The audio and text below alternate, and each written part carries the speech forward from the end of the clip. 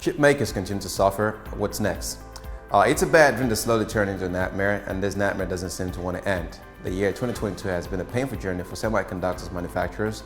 Following the example of advanced micro devices, NVIDIA and Intel, which are the three main players in the sector, 2022 is a year to forget. Their valuations are in a recession. AMD currently has a market value of $94.4 billion, which is a decrease of at least $83 billion compared to December 31, 2021. The company's stock price has fallen 59.4% during this period. NVIDIA, which was once in the top 10 of the most valuable companies in the world, was ejected from this club. The chipmaker ranks now 21st as its market capitalization has shrunk by $431 billion. Indeed, at the start of 2022, the NVIDIA's market value was approximately $732 billion. It is now only $301 billion. It is a disaster for the shareholders of the group. As for Intel, the group of microprocessors has seen its market value melt from $206.3 billion in January to $105.6 billion at last check.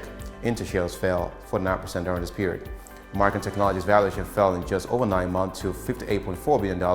The company's stock fell for its part by 43%.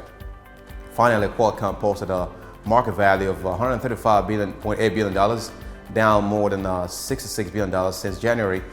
The stock price fell 33%. In all, the semiconductor manufacturers whose chip power almost all our electronic devices, our computers, most of vehicles, the gigantic data centers of our companies have lost more than $725 billion in market valuation combined since January. And this stock market bloodbath will continue if we are to believe what AMD just said. The group published a preliminary result on October 7 for the quarter that just ended. Revenue is expected to be $5.6 billion, significantly lower than the original forecast of $6.7 billion plus or minus $200 billion, the firm said in a press release. Now, admittedly, this would be a 29% increase in revenue compared to the third quarter of 2021, but AMD had previously said that it anticipated a surge in revenue of around 55%. Now, preliminary results reflect lower than expected client segment revenue resulting from reduced processor shipment due to a weaker than expected PC market and significant inventory correction actions across the PC supply chain, AMD said. Basically, demand for PCs has slowed sharply, which is therefore affecting the microprocessor manufacturers like AMD. It also seems to suggest that PC manufacturers are finding themselves with large inventories. AMD is also making a little less money on its product as margin have been squeezed drastically. Now, margin before interest, tax, expenses, and other incomes or non-GAAP is expected to be approximately 50%. The group had hoped it would be 54%. Now, the company explained that this disappointing figure is due to the fact that the group had to adjust its prices in face of a drop in demand for processors and because it tried to liquidate its inventories in the graphic business in particular.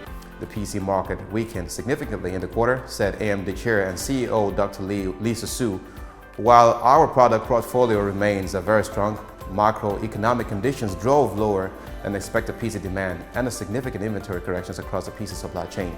Semiconductor manufacturers are impacted, like the rest of the technology groups, by fear of recession, which are discouraging businesses and consumers from spending.